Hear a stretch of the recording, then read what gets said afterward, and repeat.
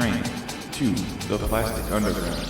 Approaching the station, please stand away from the platform edge.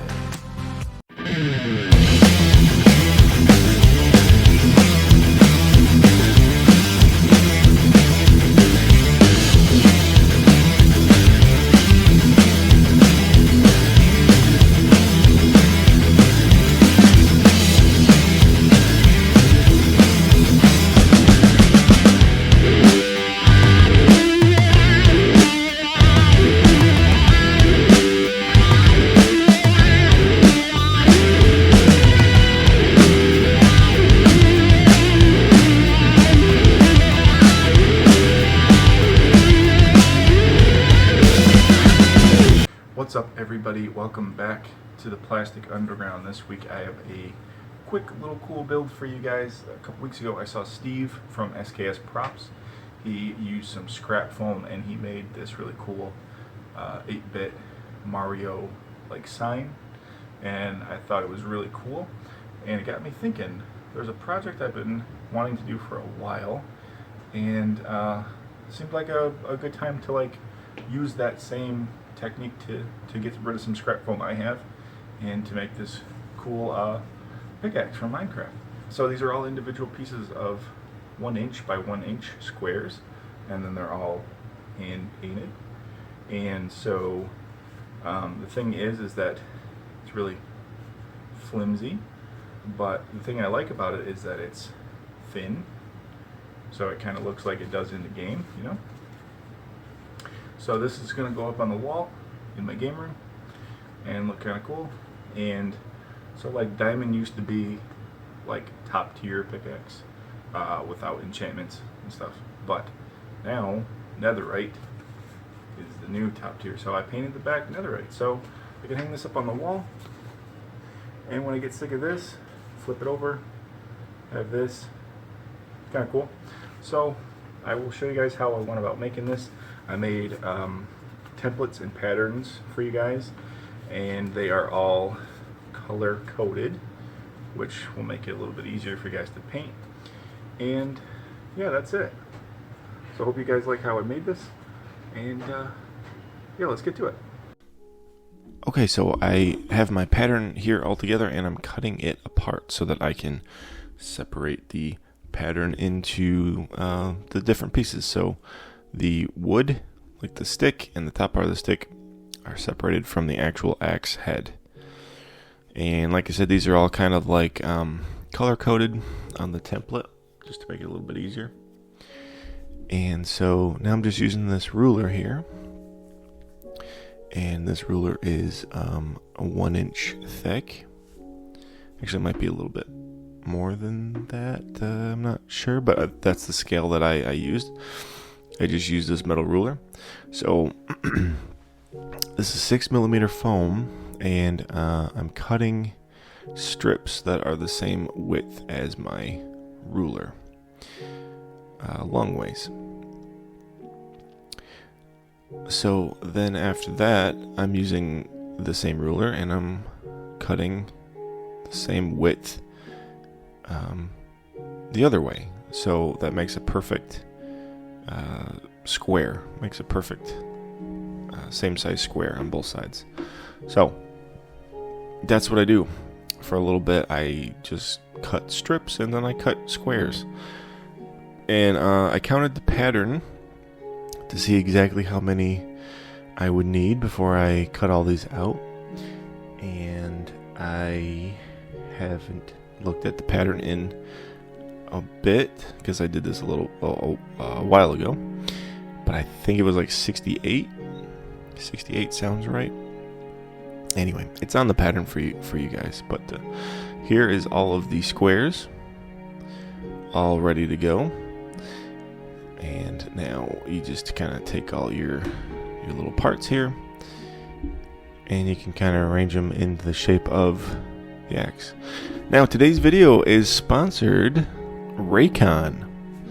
Now these are some great headphones, but I bought these myself because this video is not sponsored by Raycon, sadly. But that is how I took them in to the shop so that I could start sanding them for hours and hours. So I sanded all of the corners, kind of made them bevel. You can kind of see why I did that. Just so that they're not totally square and connected to each other.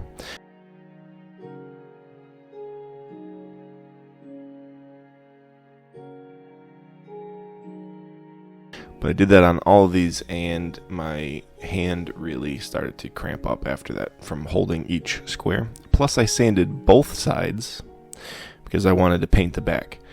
So I sanded both sides of all the squares. So yeah, that's a lot. That's a lot of sanding. But now I can kind of go through and glue these together. So I make sure I keep my pattern right next to me while I am gluing these together.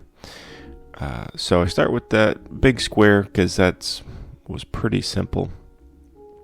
But now for the axe head, what I do is I end up doing these by threes. So I glue 3 together.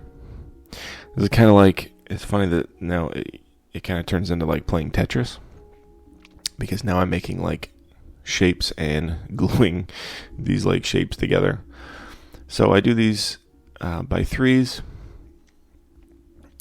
All the way up the one side here first, and just so I don't get like ahead of myself and make like a bunch of these and then need to like cut them apart, I just I kind of go slow, and I just go in order, and I always am like putting it against the template just to make sure like how many more I need.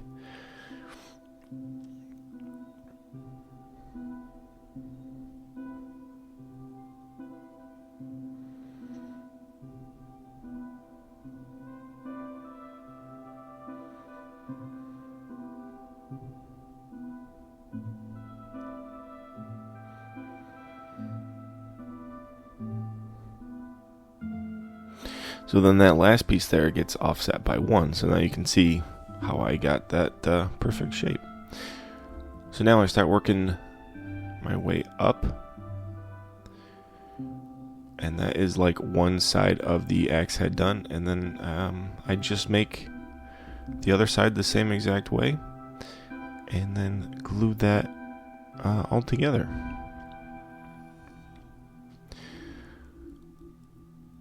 So now the top of the handle and the axe head are done. So now I go through and I do the handle.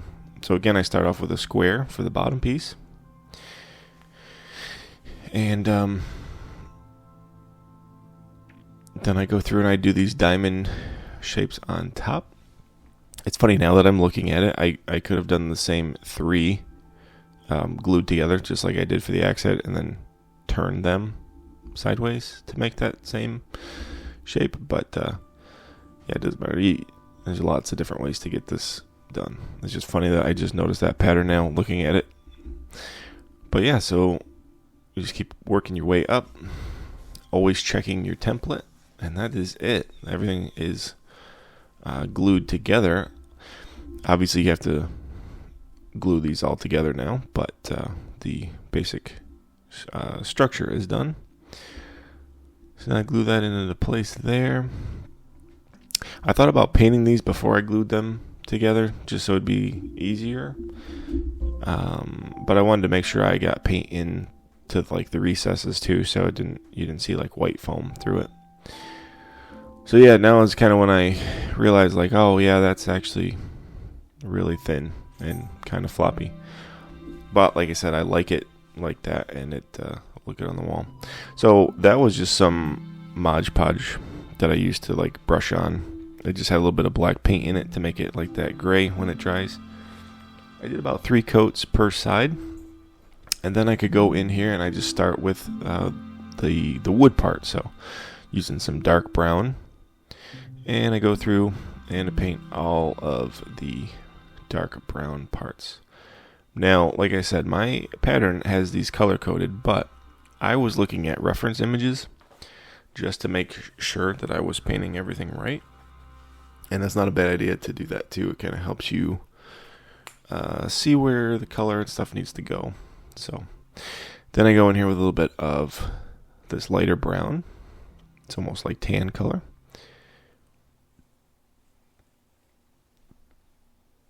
And I go through, paint the whole rest of the stick that color. Now this is just some turquoise or teal. And I go through, and this is the center part of the axe head gets this color. So I am going in. You can see here too, I use this technique where I got kind of confused. So I just used my brush and dabbed the actual squares where that color needs to go. Kind of like paint by number. This is some teal and some dark blue mixed together just to make it a little bit darker of that color.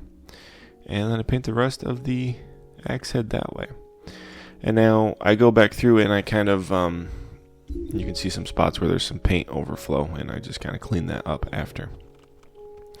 But then moving on to the netherite part, this took a bit because every color is custom mixed. Every color is like a purple, dark purple. There's like reds and grays. It's kind of crazy. So these are all colors that I just mixed up by hand. You can see like I did that color, then I didn't like it, so I went back through with another layer on top to make it more of a reddish purple instead of a dark purple. There's a lot of different colors going on in the netherite handle. So yeah, so I just mixed up some paint by eye and go through and paint all of those squares.